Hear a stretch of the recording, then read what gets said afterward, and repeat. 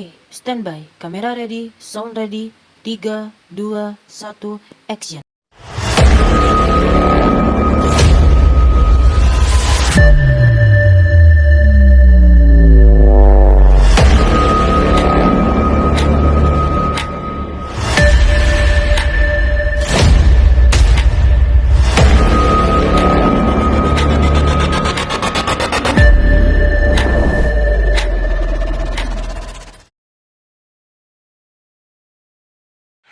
Hai, kita kelompok 6. Ini adalah cerita lelang ganda kami.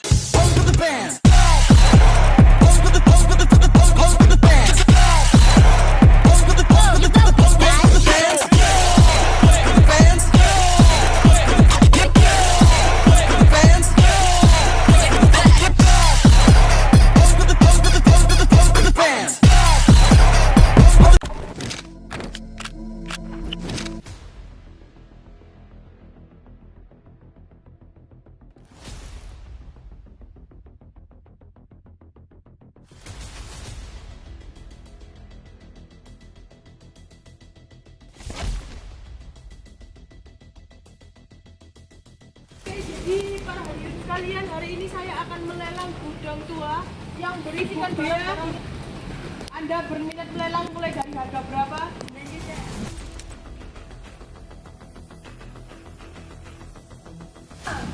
100-200 juta dolar.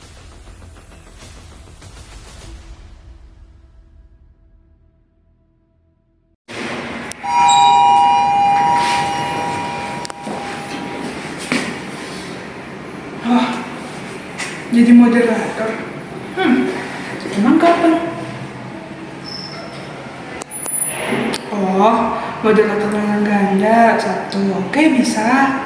Oke. Platformnya apa? Pakai Zoom kan? Atau pakai Google Meet?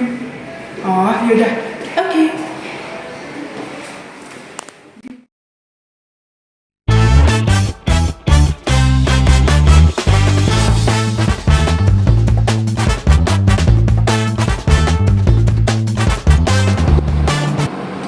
Perkembangan teknologi di era digital telah mengubah berbagai banyak aspek manusia, termasuk cara bertransaksi dan melakukan aktivitas lainnya. Teknologi digital ini telah berfondasi pada teknologi komputer, internet, dan ponsel. Pada era modern, penerapan teknologi sudah semakin banyak dan merata di berbagai sektor seperti jual beli dalam bentuk lelang. Dulu, aktivitas lelang identik dengan ruang-ruang fisik seperti balai lelang atau pasar tradisional, di mana interaksi antara penjual dan pembeli berlangsung secara langsung. Dalam konteks tersebut, tawar-menawar menjadi proses sosial yang dipengaruhi oleh faktor-faktor seperti negosiasi verbal, ekspresi wajah, serta relasi sosial dan budaya lokal.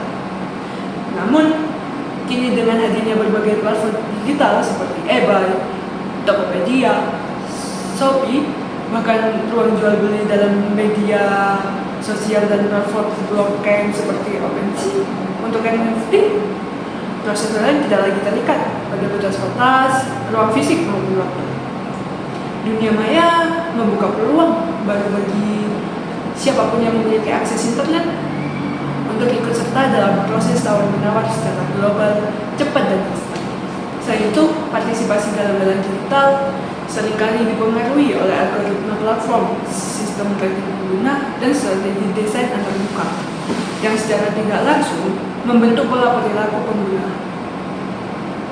Proses tawar-menawar yang dulunya bersifat personal kini menjadi bagian dari sistem yang sangat tergantung pada teknologi dan data. Dalam hal ini, ekonomi digital tidak hanya menjadi medium baru, tetapi juga aktor aktif yang mengarahkan, mengatur, bahkan membentuk ulang logika, pasar, dan perilaku konsumennya.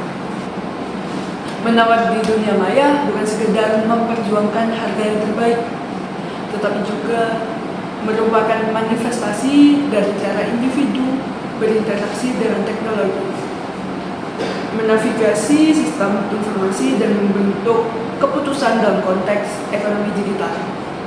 Oleh karena itu, penting untuk melihat praktik ini tidak hanya dari kacamata ekonomi semata, tetapi juga dari perspektif sosiologi digital, psikologi konsumen, dan teori-teori jalan. Melalui video ini, kita ingin mengkaji bagaimana praktik tawar-menawar atau lelang ganda bertransformasi dalam konteks ekonomi digital, serta bagaimana teori-teori ekonomi klasik maupun kontemporer dapat diaplikasikan untuk memahami dinamika ini. Kajian ini diharapkan dapat memberi pemahaman yang lebih komprehensif mengenai bagaimana arena lelang baru di dunia maya tidak hanya menciptakan efisiensi pasar, tetapi juga membentuk pola-pola interaksi sosial ekonomi yang unik dan terus berkembang.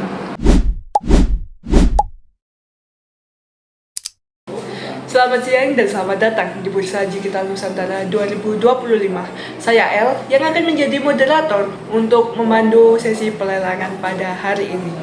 Hari ini kita akan menyaksikan perdagangan online antara dua aset, yaitu saham perusahaan teknologi dan mata uang kripto lokal. Bursa ini mencerminkan kondisi nyata dari pasar digital saat ini, yaitu cepat, penuh informasi, dan butuh strategi. Mari kita mulai dengan presentasi dari pihak emiten saham. Kepada pihak emiten saham, waktu dan tempat saya berikan. Saya Yurasidi Gunawan sebagai CEO PT Teknologi Maju. Kami adalah perusahaan teknologi yang berkembang di bidang teknologi kecerdasan buatan dan cloud computing. Dalam 3 tahun terakhir, pendapatan kami tumbuh pesat hingga 35% per tahun. Hari ini kami membuka penawaran saham perdana di 1.200 per lembar. Dengan dana ini, kami akan ekspansi ke Asia Tenggara dan memperkuat divisi R&D. Investor awalnya akan mendapatkan akses laporan eksklusif dan voting proyek. Bagi yang percaya pada masa depan teknologi, inilah peluang bagi Anda. Perkenalkan, saya Yasmin dari tim pengembang koin sakti kripto berbasis blockchain lokal dengan supply terbatas, yaitu hanya ada 50 juta koin. Koin sakti didesain untuk ekosistem kreatif Indonesia, yaitu seperti NFT, marketplace digital, bahkan integrasi ke metaverse lokal.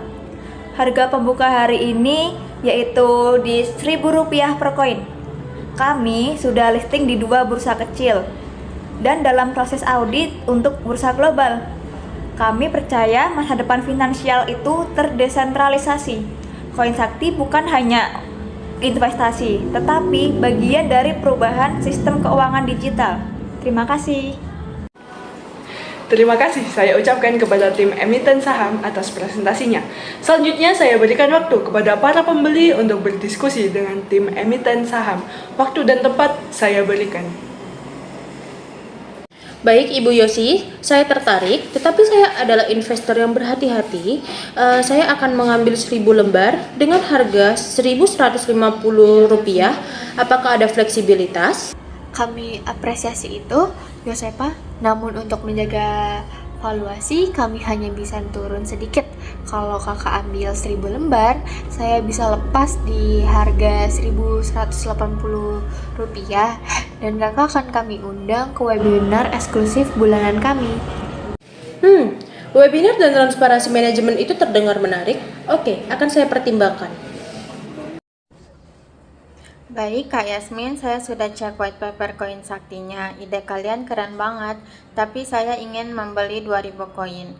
Apakah harganya bisa turun ke Rp950 per koin? Terima kasih Atika. Kalau 2.000 koin kami bisa beri Rp970 per koin.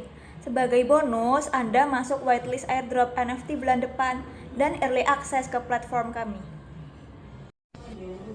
Wah, akses awal dan airdrop. Oke deh, saya ambil 2.000 koin 970, transfer via wallet ya. Baik, saya fix ambil 1.000 lembar dengan harga Rp1.180. Saya percaya dengan fundamental perusahaan kakak. Terima kasih Yosefa, transaksi akan kami proses via platform digital. Selamat bergabung. Selamat, 2 aset telah resmi dibeli. Mari kita dengar pandangan dari pengamat pasar digital. Kepada pengamat pasar digital, waktu dan tempat saya berikan. Baik, dalam pelelangan hari ini sangat menarik. Kita melihat dua tipe aset dan dua tipe investor yang sangat berbeda. Di sebelah sini ada Yosefa, ia adalah tipikal investor konvensional mencari keamanan dan fundamental kuat. Ia memilih saham perusahaan yang sudah punya rekam jejak. Yang kedua yaitu ada Atika, yaitu investor milenial tertarik pada tren, bonus early adopter, dan masa depan teknologi blockchain. Dari sisi penjual ini, Hiroshi menggunakan pendekatan profesional dan transparan cocok untuk pasar saham. Yasmin memanfaatkan komunitas dan eksklusivitas sebagai daya tarik. Ini mencerminkan bagaimana dunia digital menciptakan ruang baru dan berinvestasi. Terima kasih atas partisipasi seluruh aktor dalam bursa digital hari ini. Dari lelang ini, kita belajar bahwa literasi keuangan digital sangat penting. Investor harus paham risiko dan potensinya. Teknologi mengubah cara kita bertransaksi. Sekian, itu saja yang bisa saya sampaikan. Kami tutup Bursa Digital 2025 pada hari ini. Sampai jumpa di lelang selanjutnya. Bye-bye.